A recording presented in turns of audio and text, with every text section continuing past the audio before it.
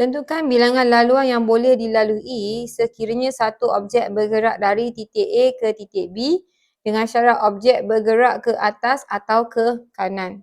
So daripada A nak pergi B. Okay, bila dia kata atas atau kanan je, banyak cara juga. Boleh jadi sini gerak 5 naik. Boleh jadi sini naik. Boleh jadi naik sikit gerak, naik sikit gerak. Okey, tapi macam mana pun dia mesti gerak berapa kotak? Macam mana pun dia mesti gerak 1, 2, 3, 4, 5. So dia mesti gerak 5 kotak ke kanan and dia mesti gerak 3 ke atas. Nampak tak? Macam mana pun mesti 5 kali kanan. Even naik 1 pun, 1 naik, kalau gerak 2 naik. So 3 naik. Betul?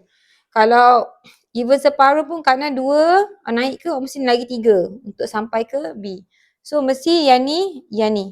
Okay, and berapa kotak? Okay, macam mana pun mesti kena gerak 8 kotak lah. Kalau gerak ni 3, 8 ke, 3 tambah 5, 8 ataupun 1 kotak tambah 2 kotak tambah 4 kotak tambah 1 still akan gerak 8 kotak. So dia kata bilangan laluan yang boleh dilalui. Kalau awak tengok ada berapa bilangan? For sure dia kena lalu 8 kotak.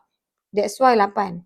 Cumanya ada tak kotak yang kita ulang? Sebab dia kata ke atas atau ke kanan. So ke atas ni dah kira 1, ke kanan pun dah kira 1.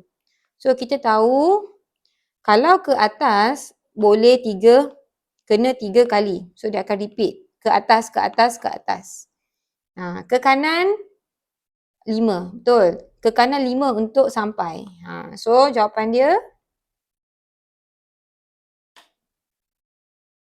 okay, 8 shift factorial per dengan 3 shift factorial darab 5 shift factorial.